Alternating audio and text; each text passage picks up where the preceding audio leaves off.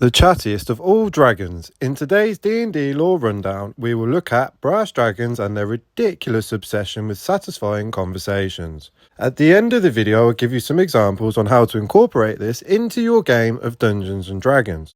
Brass dragons really are the chattiest of all the dragons. They prefer a war of words over a scrap all day long. One of the most benign species of dragons and one of, if not, the weakest of metallic dragons. Brass dragons love to talk. They will engage in hours of conversation with friend and foe alike. They learn to speak at a very young age, and by the time of their death, they can be fluent in over 400 languages. When a young brass dragon hears a new language, they will be fluent in under an hour, but they will always prefer to speak in Draconic where they can.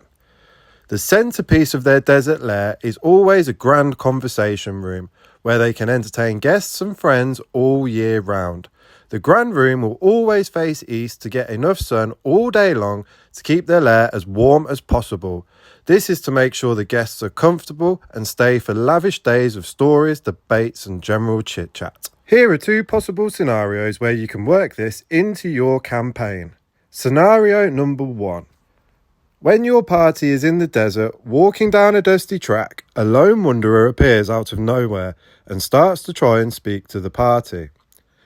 When the conversation becomes hostile or not satisfying enough for said brass dragon, have the dragon use its sleep breath to put them to sleep and disarm them. When the party awakes, the wanderer is now in dragon form.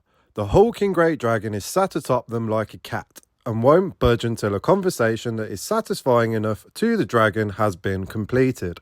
Only then will it get off and let the adventurers go on their merry way. Scenario number 2. Your party can encounter the dragon anywhere for this to work. A stranger will approach and try to talk. If the conversations are good and friendly, the dragon in its human form will most likely go on its merry way.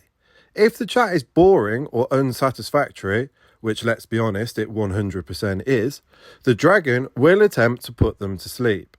When the party are asleep, it steals all miscellaneous items like rope, climbing spikes, parchment, candles, torches, and so on, leaving the weapons and magical gear, creating a slightly annoying but otherwise harmless and humorous encounters. Thanks for watching. If you want more lore and encounter ideas for your Dungeons & Dragons game, drop a like, leave a comment and subscribe. Until next time.